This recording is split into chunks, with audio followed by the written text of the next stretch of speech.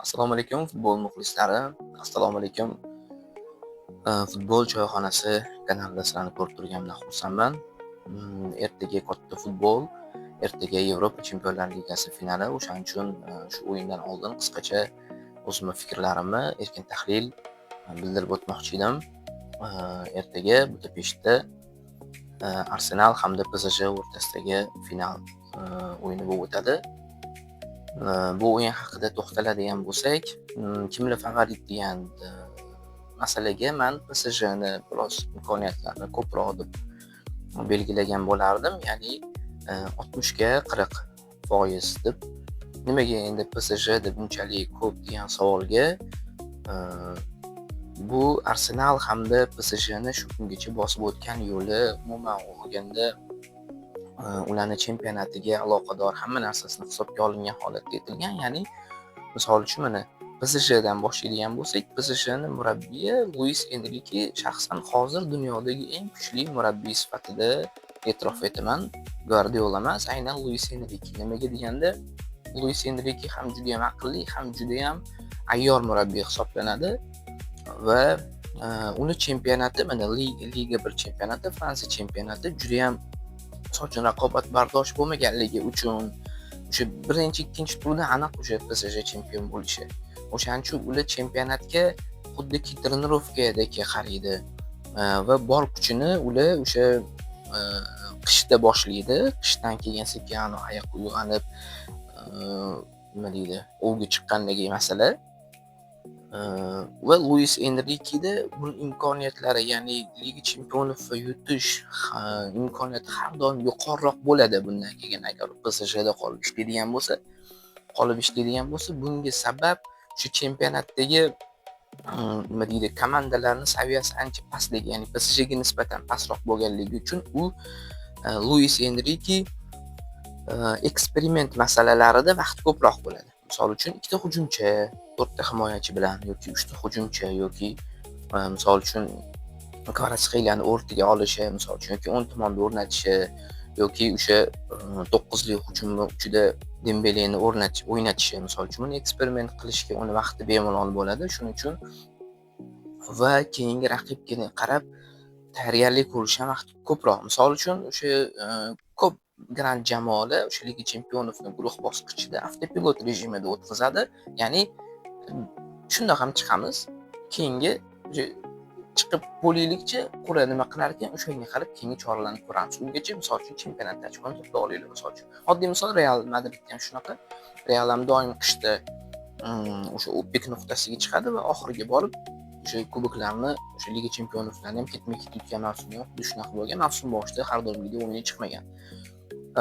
PSJda ham xuddi shunaqa. Luis Enrike doim o'sha kuzda bolalarni avaylab, asrab, sekin-sekinlikda tonusini ushlab saqlab, yuqorilashtirib, keyin mana qo'ri chiqdi. Qo'rida kim chiqdi? Chelsiya. Misol uchun aytaylik, Chelseada o'sha Enzo Fernandes, Palmer degan o'yinchisi bor. Zo'r shu Palmer kreativnosti, Enzo Fernandesni hujumga bo'lgan nima deydi, ta'siriga qarshi choralarni ko'rib, shunga qarab taktikani qiladi. Misol uchun PSJga qarasa, Chelsea tushdimi? Bo'ldi. Shu bir haftadan oldin boshlandi. O'sha Chelsea'dagi o'ynatish. Misol uchun kreativnost kim bo'ladi? Misol uchun aytaylik, kreativnost bo'yicha davay barakalasan yoki misol uchun Duvesan, Palmer rolini o'ynaysan yoki misol uchun Enzo Fernandes rolini Vitinha san o'ynaysan-da. Biz shunga qarab taktika qilamiz, shunga qarab chora ko'ramiz deydi-da. Ularni o'ynatib, shunga qarab unga qarshi kuch, shunga qarshi taktikalar o'ylab topadi Luis Enrike va sekin-sekinlikda buni o'sha Chelseaga qarshi o'yinda ko'rsatadi. Chelseaga qarshi maxsus tayyorgarlik ko'rmasdan ham bu safar shu yuqori hisobga yutdi. Bu endi Chelseani o'sha paytdagi holatiga bog'liq edi. Va endi bo'lsa mana keyingi raqib kim? Bavariyaga qarshi bir hafta tayyorgarlik ko'rdi. Olise rolida Duvesan o'ynaysan deydi, misol uchun, yoki Dembele san Olise rolida o'ynab berasan deydi. Harry Kane rolida, ya'ni o'sha bitta hujumchini qo'yadi-da.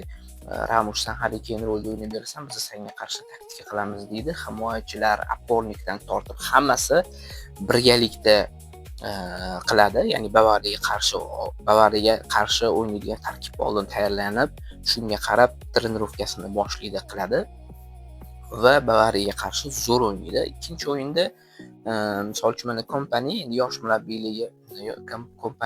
murabbiyligi shu yerdan ham bilsa bo'ladiki, u misol uchun birinchi o'yin otishma bo'ldi, zo'r bo'ldi, maza qildik, futboldan rohatlandik, lazzatlandik. Ikkinchi o'yin ham xuddi shunaqa bo'ladi deb bordi, lekin kechirasiz, Luis Enrike ancha pishgan, ancha aqlli hamda misol uchun ayyorligi ham bor.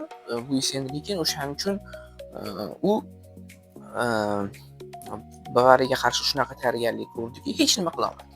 O'sha Olise ham, o'sha Dias ham, o'sha keyin ham hech nima qila olmadi. Shu bemalol keyingi bosqichga bemalol deb ham bo'lmaydi-ku, lekin Luis Enrikening ssenariysi ostida o'tgan o'yinda Luis Enrike o'zi uchun qulay bo'lgan hisobda keyingi bosqichga chiqdi, ya'ni finalga chiqdi. Shu tomonlama PSJda imkoniyatlar ko'proq. Misol uchun bir hafta trenirovka qiladi, orada chempionatda bolalar davay o'ynab ollar, endi o'zlari bir nimadir qiladilar. Misol uchun tushadi, o'ynab keladi. Yutsa yutdi, yutmasa yo'q. Yutmasa ham hech kim xafa bo'lmaydi. Misol uchun yutmasa ham Xelayfi bitta Luis Enrike keta qoling ham demaydi. O'shaning uchun endi mana yana chempionlik aniq bo'ldi. Finalga Arsenal chiqqandan keyin bo'ldi. Uni bir oydan beri Arsenalga tayyorgarlik ko'rishyapti xolos bo'ldi. Ya'ni Arsenalda kim o'ynaydi, qanday o'ynaydi, qaysi joylardan, qaysi pozitsiyalarda ular ustunlik, hammasini misol uchun himoyada hozir men e'tiborga eng zo'r hujumga qarshi eng zo'r himoya, o'sha himoyada Barkali, misol uchun Gabriel bilan Saliba o'ynasa, Gabrielning nima nozik nuqtasi bor, Salibaning nima nozik nuqtasi bor, har bittasiga alohida e'tibor qilib, Luis Enrikening shunaqa unda ko'proq imkoniyat bo'lgan. Misol uchun Artetaga keladigan bo'lsa, Arsenalga o'tadigan bo'lsa, Arsenalda ham imkoniyat bor, lekin Arsenal bu Premier Liga. Misol uchun o'sha Wolves nima edi? Nottingham Forest bo'ladimi, misol uchun West Ham bo'ladimi yoki o'sha pastda tushib ketgan Wolverhampton bo'ladimi, ularga qarshi o'yinda ham ular 100% kuchini ko'rsatish kerak bo'ladi. Buni ko'rsatish kerak Arsenal. Nimaga deganda, chunki mavsum oxiriga borib shu bir ochko ham muhim. Tengoli Manchester Cityning o'yini chiqib ketib qoldi, ochilib ketib qoldi. Ajab Massiyani chempion bo'lib ketib qolsa ham men hayron qolmasdim, chunki Arsenal har doimgidek oyog'i qaltiraydi deb o'ylardim, lekin yaxshi. Bunga ham sekin-sekinlik to'xtalib o'tamiz. O'shaning uchun u diqqat e'tiborini Luis Enrikega o'xshab Chempionlar Ligasi finaliga, Artetaga, Arsenalga emasdi. U misol uchun har bitta o'sha mayda-chuyda o'yinlarga ham qaratdi va o'sha PSJga qarshi bir hafta o'yin qoldi, misol uchun. Endi bir hafta ular PSJga qarshi trenirovka qildi. Endi u bir hafta trenirovka qildi. Kechirasizlar, PSJ bir oydan beri trenirovka qildi. Buni albatta farqi bor, lekin men o'zim misol uchun Real Madrid muxlisi sifatida Arsenal yutishini tarafdoriman, chunki Arsenal Arteta uzoq yillar qo'rgan proyektda o'z mevasini berish kerak edi qachondir. Ketma-ket 3 yil ikkinchi o'rinni olish, ikkinchi o'rinni olganda ham chempionlikka juda yaqin kelib turib olish, ikkinchi o'rinni oldi. Bu ham mevasini berish kerak va Chempionlar Ligasi bilan yana mavsum tugasi juda ham zo'r bo'lardi. Va albatta bu PSJning o'sha Real Madridning mavsumiy, ya'ni afsonaviy 3 karra ketma-ket jahon Chempionlar Ligasini yutib olish rekordi buziladi. Yana boshdan boshlashga to'g'ri keladi. Shuning uchun shaxsan men o'zim Artetaga, Arsenalga muxlislik qilaman finalda. Lekin nima deydi? Tahlil hammasi PSJni biroz imkoniyatlari ko'proq deb ko'rsatyapti. Endi Arsenalga ham to'xtalib o'tishimiz kerak bo'ladi, chunki Arsenal bu fantastik, Arsenal bu juda ham zo'r, Arsenal bu jahon futboliga eng moslashgan jamoa hisoblanadi. Nimaga deganda, o'sha Arteta o'zi chempion bo'lmagani, o'zi avvalambor Arsenal muxlislarini uzoq kutilgan 22 yillik g'alaba bilan, Apple chempionligi bilan tabriklayman. Undan ham burun 22 yillik misol uchun chempionlikka munosib bo'lmagan mavsumlar bor. Misol uchun Arsene Wenger 4-o'rinni muqobil egallab kelishi bor. Mayli u, lekin oxirgi 5 yil ichida, oxirgi 3 yil ichida aynan 2-o'rinni egallab chempionlikka juda yaqin kelib 2-o'rin bo'lib qolishi bu alamligida shu tomonlama ayniqsa oxirgi 3 yil, 4 yil, 5 yilda shu kutilgan g'alaba bilan Arsenalni, Artetani hamda Arsenal muxlislarini tabriklayman. Va misol uchun mana shu o'rinda Arsenal haqida ham qisqacha aytib o'tsam, Arsenal hozirda zamonaviy futbolga eng moslashgan jamoa. Nimaga deganda, mana misol uchun FIFA prezidenti Infantino hamda UEFA prezidenti Cheferin. Bu ikkovi hozir shunaqa tizimda ishlayaptiki, maksimal darajada o'yinni ko'paytirsa, maksimal darajada ko'p pul ishlasa, translyatsiyasini sotib, muxlislar uchun bu hammasi bir teng, bu hammasi pul uchun qilayotgan narsa. Jahon chempionatining ishtirokchilarini ko'paytirish ham bormi? Mana kerak emas Liga Natsiyalarmi yoki konferensiyalar ligasi, o'zi Liga Yevropani hech kim ko'rmasdi. Liga konferensiyani nimaga kerak edi degan savollar bor. Hammasi Super Kubokni, misol uchun oldin bilamiz Super Kubok, misol uchun aytaylik, Ispaniya Super Kubogi chempionatda hamda kubok yutganning o'rtasida bo'lardi. Hozir bo'lsa 4 ta komanda qilib uni Saudiyaga jo'natib, mayli La Liga bilan o'zaro bo'lgan, lekin UEFA bunga ruxsat bergan. UEFA hozir buni Italiyani Super Kubogiga ruxsat berdi kelib olib ketish uchun. Ya'ni kerak emas o'yinlar, ortiqcha o'yinlarning ko'pligi, bular hammasi. Undan tashqari orada karantin bo'lib qoldi, odamlarning immuniteti tushib ketgan, travma olishga moyil bo'lib qolgan. Ko'ryapmiz hozir ketma-ketlikda futbolchilarni travma o'tdi, uzoq mavsumga travma o'tdi. Shu Hotsimon pay degan narsa bor, uzilib ketyapti. Oldin men misol uchun eslayman, 2000-yildan misol uchun aytaylik, 2010-yilgacha Hotsimon pay uzilgan futbolchilar yoki futbolga qaytmasdi, yoki qaytsa ham u oldingi yuqori saviyasiga chiqa olmasdi. Nimaga deganda, Hotsimon pay bu eng nozik pay hisoblanadi. Hozir bo'lsa futbolchi Hotsimon pay uzilibdi. Bu oddiy normal holat. Bitta mavsumda bitta jamoani o'zida 3-4 ta futbolchini o'zida Hotsimon paylari uzilib ketyapti. Misol uchun Eder Militao Hotsimon pay uziladi, ketidan ozgina o'ynaydi, bunisi uziladi, ketidan bunisi uziladi. Ferlamendi, bilmayman Ferlamendi, oyoq qo'liga Hotsimon pay uzilib ketishni boshladim o'zima. Hayronman Ferlamendiga, butun mavsum 2 ta o'ynaydi, ketdi, yana yarim yilga ketadi. Hammasi nimadan desa, to'g'ri, misol uchun Real Madridda o'sha met shtabi ham katta sababchi bunga, o'sha almashtirish kerak. U haqida alohida bitta to'xtalamiz. Lekin umuman travmalar soni ko'payib ketdi. Bu narsa nimaga olib keladi desa, unga muqobil variant sifatida zaminani shakllantirib qo'yish kerak bo'ladi. Men misol uchun yoshligimda o'sha futbol o'ynab, FIFA, PES o'ynaganimizda karyera qilardim. Asosan shu Real Madridda tanlab, o'sha hamma yulduzlarni yig'ib olingandan keyin ikkita tarkib qilib qo'yardim. Ya'ni misol uchun bitta asosiy zo'r yulduzli tarkib, misol uchun Cristiano Ronaldo, Lionel Messi. Ikkinchi tarkibda oddiyroq futbolchilar bo'ladi. Lekin har doim oddiy ham qanaqa 85+, misol uchun bitta birinchi jamoa 90+ bo'lsa, ikkinchi jamoa 85+, 88, 89 lar. Va har doim ularni almashtirib o'ynatardim. Ya'ni ikkita teng kuchli deylik, ikkita teng kuchli tarkibni almashtirib o'ynatish. Nimaga? Bitta qilib qo'ysangiz ham bo'ladi, lekin buni o'ynatgisi keladi, buni o'ynatgisi keladi, uni olasiz, buni olasiz. Shu bilan ikkinchi jamoa ham shakllanib qoladi, almashtirib o'ynatardim. Xuddi shu narsani hozir zamon futboli talab qiladi. Xuddi shu narsani birinchi Arsenal qildi. Artetani aqlliligiga qoyil qolish kerak. U misol uchun oldin ikkinchi o'rinni postoyanni egallab kelishiga sabab nima desa, Apple har bitta o'yinda tish tirnog'ing bilan kurashing kerak, o'ynashing kerak da o'ynayapti. Mavsum oxiriga kelib eng qizg'in pallaga kelganda eng ключевой futbolchi travma olib qoladi. Misol uchun o'tgan yili undan o'tgan yil adashmasam Edegor travma oldi, bo'ldi, shu o'yinga chiqmadi. Shu bilan Arteta chempionlikdan mahrum bo'ldi. Bittagina futbolchisidir. Shu narsani mana endi opit oshyapti. Xatolaridan kerakli xulosa chiqaryaptiki, Edegorning o'rniga Ezeni olib kelyapti. Misol uchun Edegorning o'rniga boshqa bitta pozitsiyani shakllantiryapti. Misol uchun aytaylik, Zubimendi sal orqaroqda bo'lsa ham nazoratni Zubimendiga beryapti. Zubimendi travmasi Merino tushyapti misol uchun. Ya'ni mana bu yilgi misol qilib qoladigan bo'lsa, yana xuddi shu Edegor yana travma oldi, lekin Arsenal xuddi shu kuchlanishda davom etdi. Nimaga? Chunki uni o'rniga Eze degan muqobil yaxshi variantni, sifatli bitta o'yinchini olgani bo'ldi. Xuddi mana shu narsa hozir misol uchun Arsenalni yutug'i ham xuddi shunday bo'ldi. Ya'ni zaxira o'rindig'ida yana xuddi shu kuchga ega bo'lgan yana 11 ta futbolchi borligi. Tasavvur qiling, Kepa Arrizabalaga o'sha 70 nech pullarga olingan dunyoning eng qimmat darvozaboni ikkinchi zaxira darvozaboni sifatida o'tiribdi. Bu endi misol uchun uni yomonligidan yoki Raya juda ham kuchligidan emas.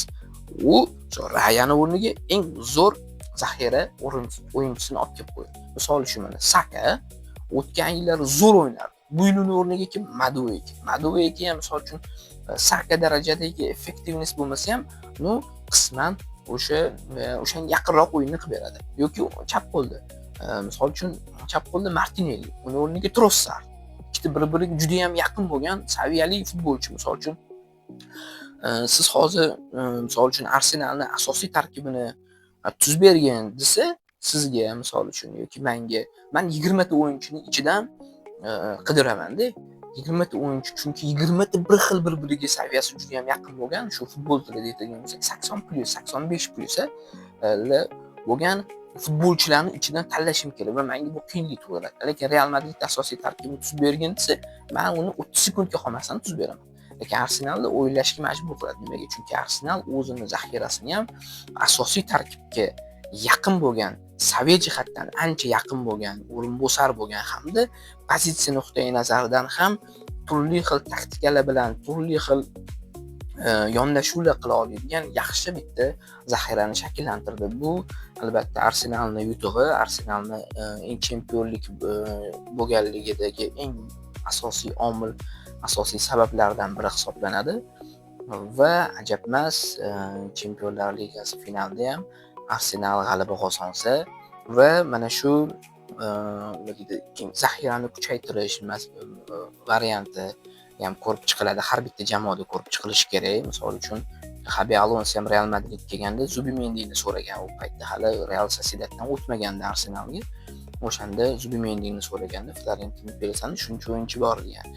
Shu bu Perezni o'sha zamon futbolni oqimiga hali to'liq tushmaganligini bildiradi. Ya'ni futbol shunga qarab ketyapti, lekin bu oqim bo'yicha birinchi suzgan Arsenal bu. Hamma jamoa ham o'sha, misol uchun mana Chelsea ni ham oladigan bo'lsa, Chelsea nimaga boshida Bowlingni transferlarini qoraladi ekan, 100 millionga oddiy o'yinchi.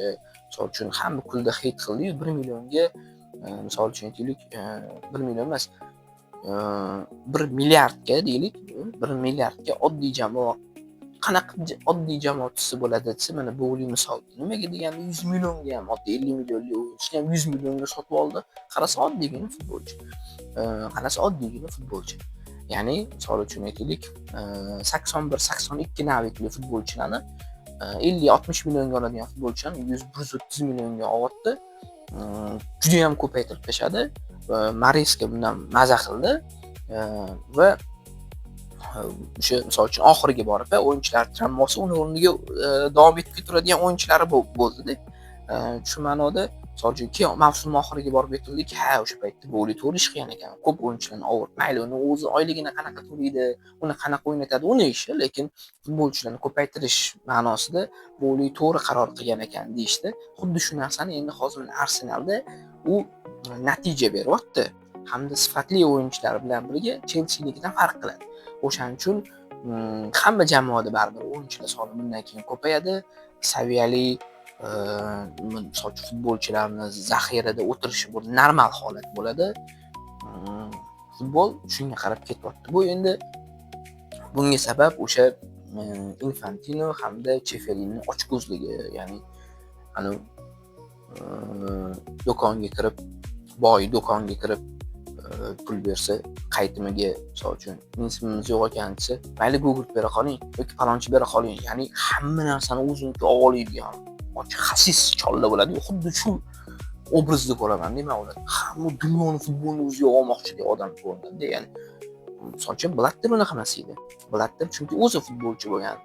Yoki Platini deylik, Blatterni bilmayman, o'yinchi bo'lganmi yo'q, lekin Platini o'zi futbolchi bo'lgan, o'zi biladi holatni. O'shaning uchun chempionatni ko'paytirishiga yoki misol kuboklarni ko'payishiga qisman qarshi chiqqan o'sha paytda Platini. U bilgan, o'zi o'yinchi bo'lgan, sog'lig'idan xabardor bo'lgan futbolchi bilan gaplashadi. Bu futbolchi bo'lmagan odamlar futbol sohasiga kelib, futbolni biznesga aylantirishyapti, shou qilishmoqchi, qisman shou qilishyapti. Lekin misol uchun proyektlardan 10 tasidan bittasi o'zini oqlayapti. Lekin bu yerda qurbon kim bo'lyapti? Qurbon futbolchilar bo'lyapti. Qurbon jamoalar bo'lyapti. O'shaning uchun menimcha keyingi kelgan FIFA prezidenti kerak emas kuboklarni, kerak emas shu kubokchalarni deylik, yig'ishtirib olsa kerak deb o'ylayman. Sizlar bilan Erkin Tahlil, sizlar bilan futbol choyxonasi, sizlar bilan Dilshod Solihov. Keyingi va boshqa mavzularda albatta bizni kuzatib boring, bizga like bosing, albatta eslatib o'taman. Bu video Chempionlar Ligasidan oldin olyapti, balki undan keyin qo'yilar video. Maksimal ungacha qo'yishga harakat qilamiz. Undan keyin bo'lsa ham ko'rib qo'yaverasizlar. Yaxshi kunlarda ko'rishaylik.